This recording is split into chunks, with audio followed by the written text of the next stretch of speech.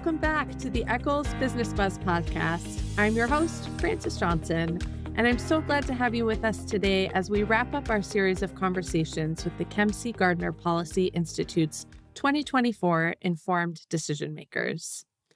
Every year, the Kempsey-Gardner Policy Institute at the David Eccles School of Business recognizes individuals and entities that contribute to the prosperity of our community here in Utah, often performing important work behind the scenes and without much recognition. Joining me today is Ross Van Vranken, the former executive director for the Huntsman Mental Health Institute, which is part of the University of Utah Health System. The Huntsman Mental Health Institute is a multi-million-dollar enterprise supporting a behavioral health care system anchored by a 170-bed acute psychiatric and substance use hospital. Huntsman Mental Health Institute serves all ages, disorders, and socioeconomic groups. Ross himself has been a leader in behavioral health dating back to the early 1980s. Ross's leadership and passion extend beyond his tangible accomplishments. How he leads amplifies his impact on others and the community, which is seen in his ability to inspire individuals and teams to foster an environment of inclusivity, collaboration, compassion, accountability, and innovation. Ross, thank you so much for being here with me today. You betcha. Glad to be here. Well, I'm going to date myself a little bit here and say that I also date back to the early 1980s. I was born in 1981, and I think the way that we talked about and thought about mental health when I was growing up, for example, in the 80s and 90s, is very different from the way that we think about and talk about mental health today. So as we start our conversation today, Ross, I'm hoping that you can walk us through how the paradigm around mental health and the conversation around mental health has changed and evolved during your time in the field. Well, you're just a kid, so I can kind of help out with this. Yeah, I see it's changed dramatically. When I was first in this field, of course, people didn't even talk about it. There was so much shame and embarrassment connected with it. The families, individuals who had psychiatric needs would not talk about it, and really just shied away from anything that would actually insinuate that they had some kind of mental illness. I think a lot's changed in the last 20, 30 years. And, the advent of new treatments, new medications, better outcomes of all kind of aided in terms of people feeling more comfortable getting care and also seeing results from treatment, which has made a difference. And I think currently that, we're starting to see people really begin to tell their story. And I think we all recognize how powerful stories are. And so when people get out there and tell their story, I think it really helps inform others about really what is mental illness, and that it really is just another part of healthcare and really shouldn't be kind of considered anything else. And it's really kind of opened up the dialogue between the community in general, and particularly the younger population is much more willing to kind of engage in conversation around mental illness and substance use disorder. Clearly, the COVID pandemic really emphasized the importance of mental health and really got everyone talking about it. And of course, the media coverage with all that has really kind of pushed it. And so it's just much different now. And then again, you look at the Huntsmans, how many families would put their name on a psychiatric hospital? And that takes a lot of courage to do. And so you're starting to see a new awakening in terms of really what is mental health, what is mental illness, what is substance use disorder. And I think the other piece of it, all of us know people in our lives or have people in our lives, whether it's ourselves, our family members, our neighbors, our best friends, who struggle with a mental health crisis at some point in their life. And so I think it's created a lot more a much more empathic understanding of this than what we had going back a number of years ago.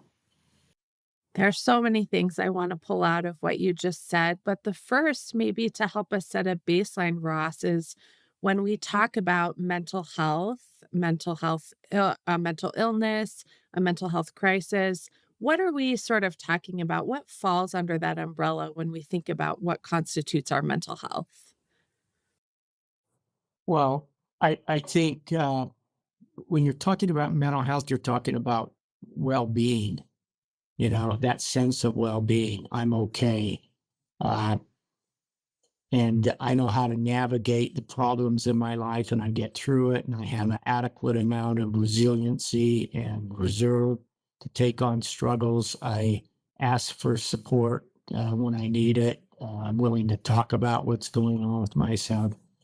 Uh, and that's really what it is, just that sense of well-being. That's what mental health is. And that uh, where you're able to engage in your life in a way that represents who you are and what you want to do. And so you could be active. You're a good learner. You're a good worker. You're a good spouse, family member. All those kinds of things. You can actually engage in that in a way that again sustains you. And when that all goes awry, everything goes in the opposite direction. So you hide out and you're not productive and you're not engaged in your life or uh, in the social network that you're a part of. I think this is such a great definition because we might think of mental illness, a mental health crisis, as something really extreme and bombastic, but we're talking about our personal wellness, our ability to engage in our life. And we all have probably experienced times when that was more difficult than others. So I think understanding it in this holistic way makes it more accessible and relatable to more people, which is part of this cycle of then people being willing to share their stories and talk about what's happening to them. I also really appreciate what you said, Ross, that mental health care is healthcare, right? We sometimes think of it separately. That's a different kind of issue. It's something that not everyone struggles with. But why but it is important to treat it just like we treat our sort of physical health care. Talk a little bit about that, the relationship between our physical health, our mental health, and why it's so important for us to think about and talk about and take care of our mental health in the same way that we take care of what we think of as our physical health or body health. Well, our mental health and our physical health's all in the same body. So uh, that's a start. Really, the interplay between our mental health and our physical health is so linked. And uh, to the extent that if you have poor physical health, you probably struggle with mental health. If you have poor mental health, you struggle on the physical side. We have a lot of data now in terms of coexisting conditions and uh, the cost of it, for example. So if I have diabetes and a mental illness, the cost of treating my mental illness is about twice as expensive it would be. So the interplay is pretty significant. It's you'd have to go back historically to look how this happened, but mental health got carved out of physical health, and that was really a product of discrimination and stigma. It was the fact that these things aren't real, and somebody else would take care of them. And a lot of that came about with employer-sponsored healthcare and insurance, and even today, it's still carved out within insurance companies, which is just bizarre. And so the whole thing in terms of trying to integrate is so it just is you just have healthcare and mental health's part of healthcare. And Yeah, it does seem that this separation, saying your physical health is one thing, your mental health is another thing, is, as you say, a contributing factor to this stigma, this reluctance for people who need help to seek it when they need it. And there also is an accessibility issue, right? I actually was just listening on the radio to a member of the Biden Harris administration talking about this new legislation that they're working on. And part of the problem of parity is this access issue. So maybe mental health care is included in your insurance plan, but there's no provider with any time or any space in their practice to see you.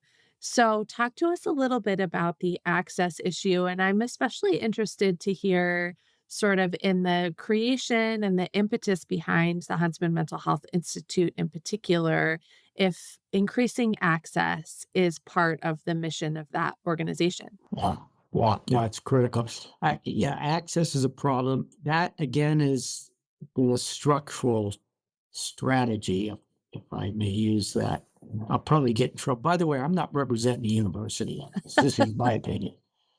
Yeah, I could spend a lot of time going back on the history and how this all happened, going back into um, President Roosevelt in 1943 actually creating sponsored healthcare by employers. Anyway, what we've had is really neural networks and phantom networks, where in some cases people, uh, frankly, were no longer with us. They moved out of state, and they presented these to employers, and they think they've got a really nice network, and they don't. And so that's part of what they want to take care of in this legislation is these narrow, circumscribed networks that actually protect the insurance company, if you will. And I suppose you could say the employer, but I don't think employers are really aware of all this that much. But so that's part of it. I think the biggest challenge now with access is what happened in COVID. Now you have the world all upside down for all of us. Everybody's scared. People are at home. They're isolated and drinking more. They get depressed. Everybody now wants treatment. Where do you go? And most people don't even know where to go if they want to access care. And and that's been a problem. At the same time, while we've been working on normalizing this for the last 10 years, which is the right thing to do, and what we're talking about where everybody's very comfortable about it, and if you have an issue, you just go get care. Where do you go? We don't have a workforce. And part of that, again, was a product of the structural. How, if you limit the number of providers on a network, then you don't have access. What's happened pre-COVID, and particularly with these high deductible plans, and you've seen a lot of therapists, a lot of people who work for the state, work for organizations, go into private practice, self-pay only, work from home. And that's one of the things we learned that was really helpful in terms of creating access in COVID was doing teletherapy and teletreatment, which is really pretty effective. And so people moved into that. At the same time, you've seen states, California, Nevada, Utah, pass legislation where they want a social worker or psychologist in every school. So you've got all these things going on in terms of siphoning off providers, particularly on the public side. And that's created a lot of problems in terms of access and queuing to get into treatment. Sometimes trying to get into outpatient treatment can be, a 4 or 5 month process. And of course, when you need care, right? And when you're motivated, and a lot of people lose that if they have to wait too late to get into treatment. So a lot of problems with that. As one of the reasons last legislative session, Jeff Shumway pushed through legislation for relicensings where we could actually license peers, case managers, bachelor's level people so that we can begin to tier. Not everybody needs to see a licensed therapist, and so there's a lot of momentum around workforce development and how do we do that. And the university actually is the only one in the state now, but the other universities will be doing it, trying to create a certificate for bachelor's level people to be able to work with a therapist as an extender so that we can create more access. So there's a lot of work being done on that. But yeah, we need a much bigger workforce than we have. And so it's a legitimate problem. And What do you see as the role of the Huntsman Mental Health Institute in particular? I'm curious if you know anything about the history of that organization or what the impetus was for creating it, and is it part of alleviating this access problem? I know we talked in the introduction about this acute care that is available, but I think there's more than that. So talk about the role of the institute, sort of where it came from and what gaps is it filling? it came out, we had discussions. This is when I was executive. But we'd had discussions with husband family members for a while around the Institute. Uh, John Huntsman's legacy is cancer. The 9 children looked around and they've had mental illness in their family and substance use disorder in their family. And they wanted to make this their legacy, to actually change mental health on a national level across everything, including looking at policy reform on a federal level, payment reform, access to care, uh, best practice, specialty, personalized care, all those kinds of things. Uh, and a big part of that, so what they're funding right now is this Stop Stigma campaign, which is a national campaign that's intended to go out the next 10 years. And you'll see, I worked with the Ad Council to put out these PSAs on Love Your Mind. And so they have over 300 organizations, virtually anybody you can think of, all the sports, NFL and NBA, all of the sports folks, all the regulatory uh, agencies and associations, professional associations, everybody you can think of, and then working with the Kennedy Foundation for. So they're very invested in changing the whole thing because they want mental health to be totally different, just like we were talking about. Absolutely integrated into healthcare, full parity, get rid of all these barriers for people getting care. And also part of that's just what we were talking about, creating an effective and scalable workforce to be able to kind of get people into care fast.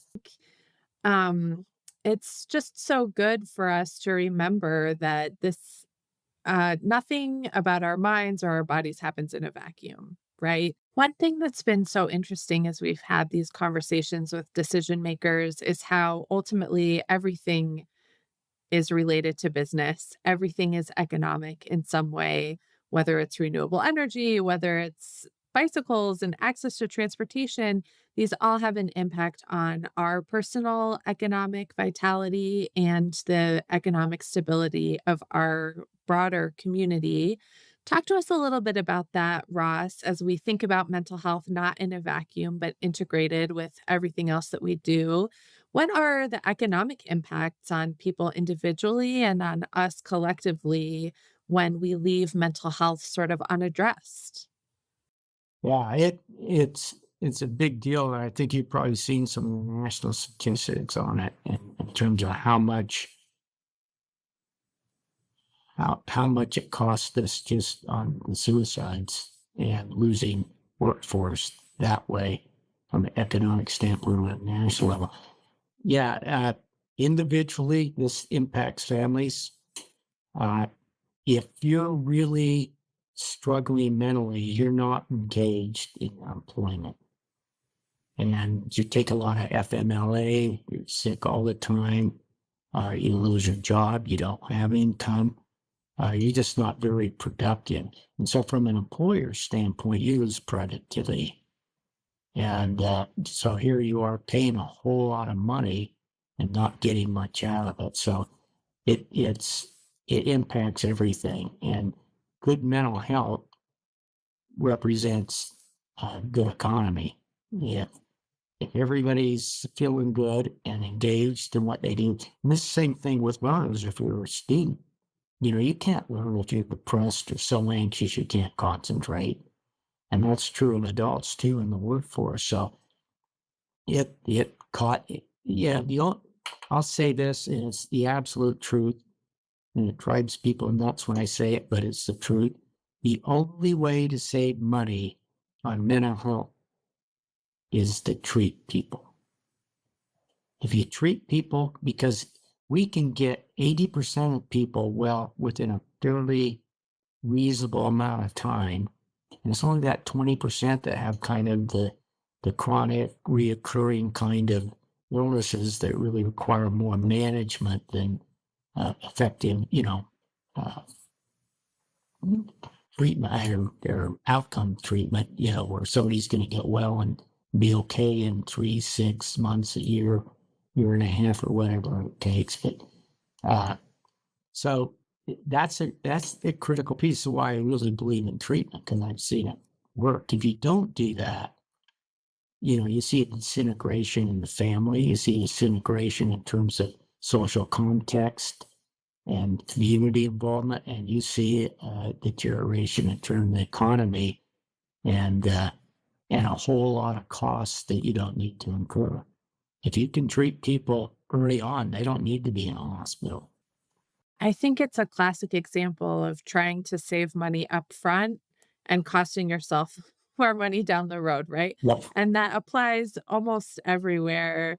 You make something cheaply, but then, right, you're paying to fix it later, or you buy something cheap and then you're paying to replace it. It's true with our like body health too, right? I don't go to the doctor for 10 years because and this is I mean, we could get into this too. And that can be a structural issue, right? If maybe I can't afford it, I have a high copay, whatever. But let's say I'm just putting it off because I don't want to do it.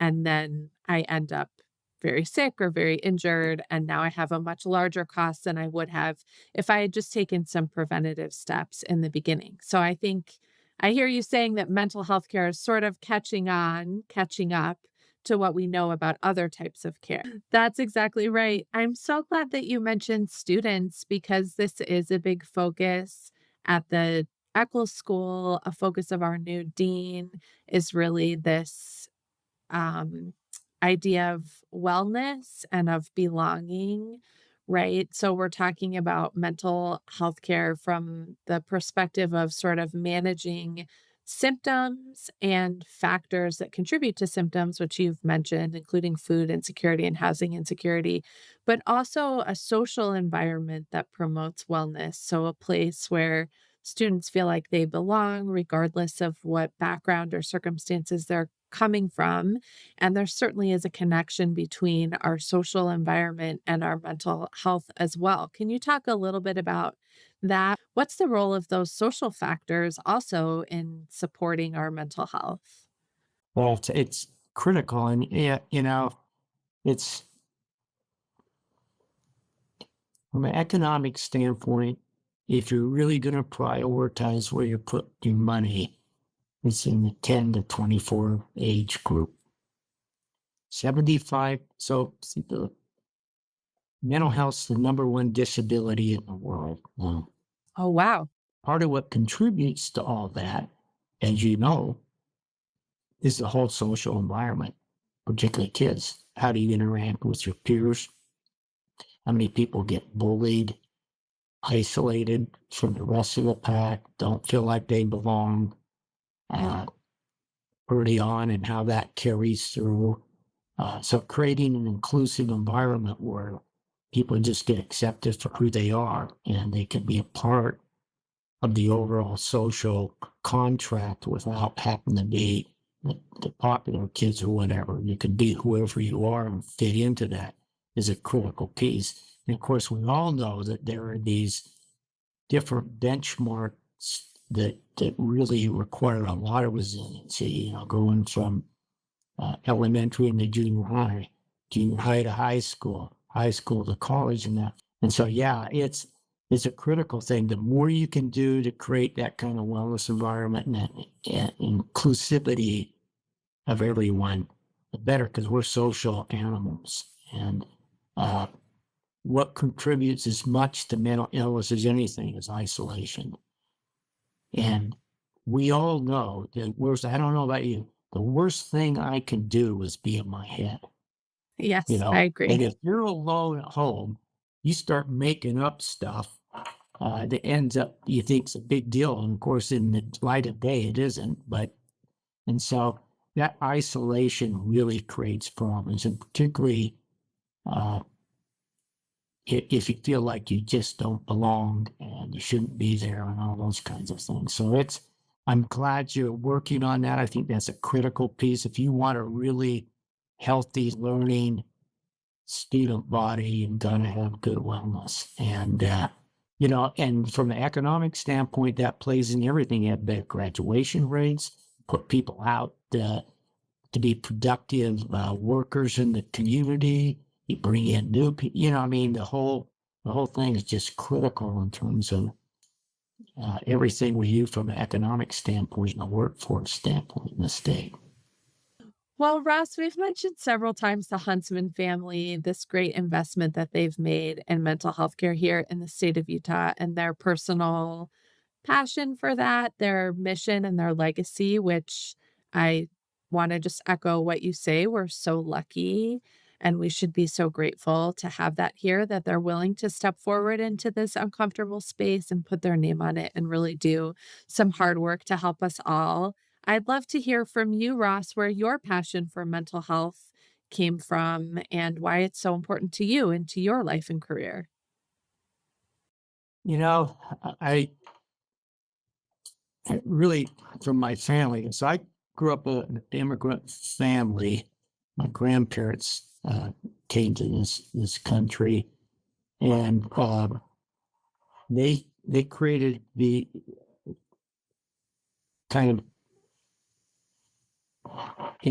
health food business here in Utah. So my grandmother had a retail health food store. It's called Stay Well Health. It was on Third South between State and Main. There's now a parking garage there. And then my grandfather had a factory down off of 50th and Senate Sound, and he made all the juices, carrot juice. So he did, all this kind of stuff, and sold it to all the health food stores, and then this stuff.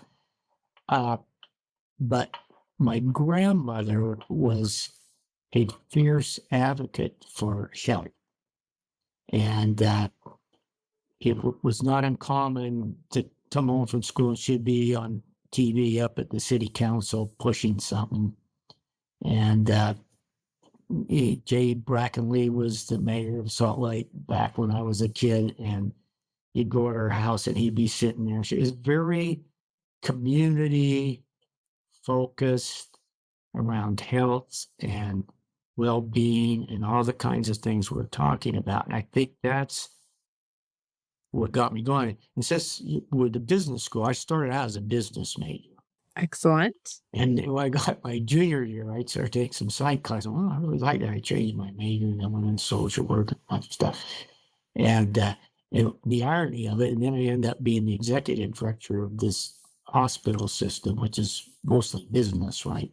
So anyways, curious. Come back anytime, Ross. Come back anytime. So, but I think that's where I got it from, just trying to make a difference in the world and help out where you could. And so I think that's what we got. And then when I was in my 20s, I lived outside the country for a while, and I got to see, got a totally different perspective on the world and what's, and a really kind of a clear understanding that kind of everybody kind of wants the same thing. They want to be safe. They want to have a productive life. They want their kids to have a better life, and that basically people are good. And I know that's hard to keep track of sometimes with what's going on in the world, but they really are. They're just the basic people.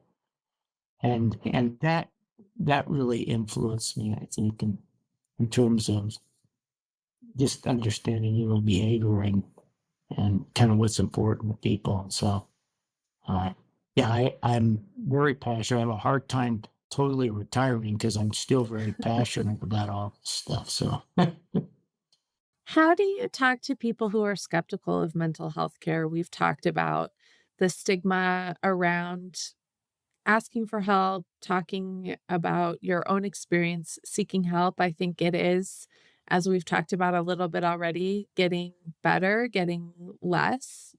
I have mental illness in my own family, and certainly, um, 20 years ago when we were sort of in the thick of that, I remember my parents kind of looking around and saying, there's no one that we can talk to about this. No one is talking about it, but it seems impossible that we're the only ones yeah, having this experience. And as time has gone on, people have opened up. All that to say, I think it's getting better, but there is certainly still skepticism and stigma around mental and behavioral health. So, how do you address that when you come up against that? What's your pitch? I I think it's not as scary as you think, and we have good treatments. There's still people who are anxious about going to a psychiatrist or a therapist.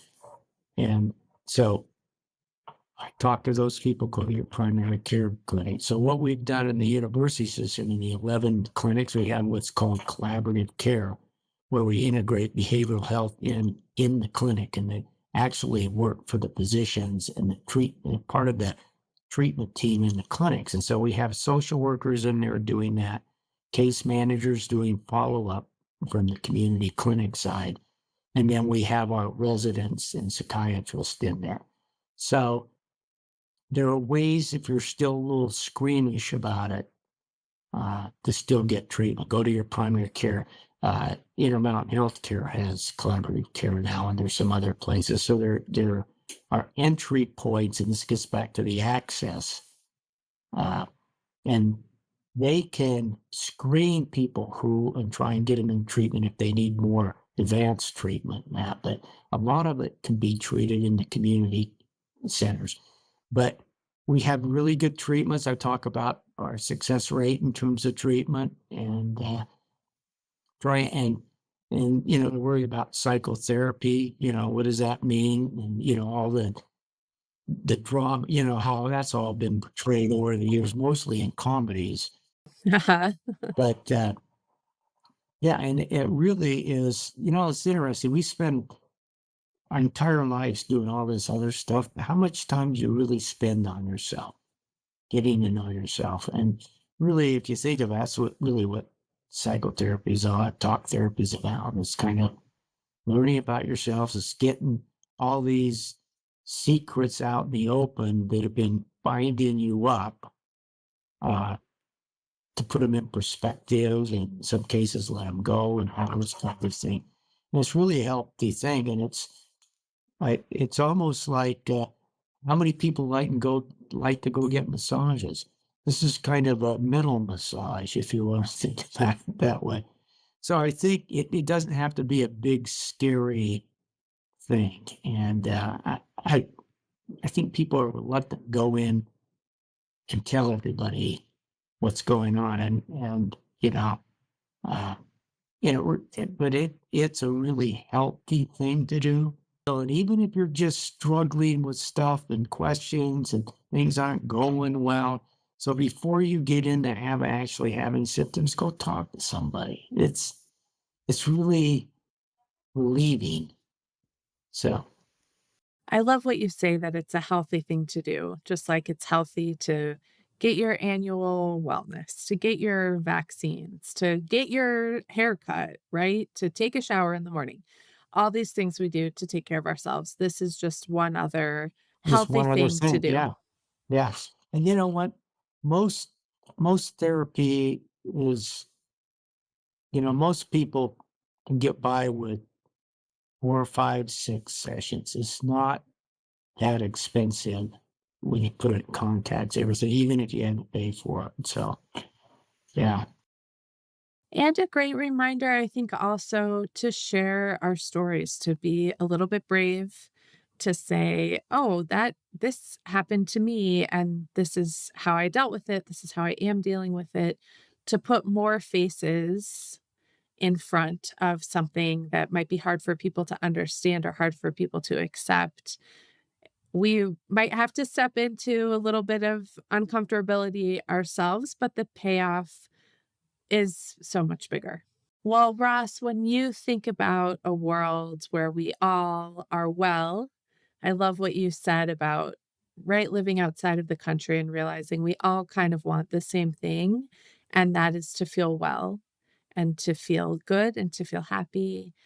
When you imagine a world where everyone feels that way, what does it look like? What does our community look like? What does our economy look like? What does our country look like when everyone Well, feels well? if everyone kind of did the right thing and got help earlier, we wouldn't have any psychiatric hospital. We'd be out of work. Uh, so that'd be a good thing. So, I'm being a little facetious. I think what you would see is you'd have uh, better learners, you'd have stronger workforce, a much more productive workforce. You have a stronger social fabric in terms of people's engagement within their communities. And you would have a better sense of well-being where people weren't so anxious and frightened. And also a population that had a lot of resiliency in the tank. And when challenges came up, they'd be able to kind of work their way through them as opposed to collapse because they had nothing left. So something like that, it'd be paradise. I was going to say, it seems like the place that we would all want to be. And I mean, not out of the realm of possibility, something that we can all be part of working towards as well. We should define this as paradise is just around the corner. I love that. I think that's a perfect place to end. Ross, I'm so grateful to you for sharing your personal experience and your expertise with us. Thank you for being here today. Okay. Thank you. Love the Gardner Institute. You guys are incredible. Thank you. And thank you for tuning into this episode of the Eccles Business Buzz podcast. We'll be back in 2 weeks to kick off our next series of conversations, this time about the impact AI has on the way we live, work, and even play. There are some really great discussions ahead, so make sure you are subscribed to Eccles Business Buzz wherever you listen to podcasts, and invite a friend or fellow alum to listen with you too. You can also follow us on Instagram at Eccles Alumni for all the latest news from your Eccles Alumni Network. Until next time. Eccles Business Buzz is a production of the David Eccles School of Business and is produced by University FM.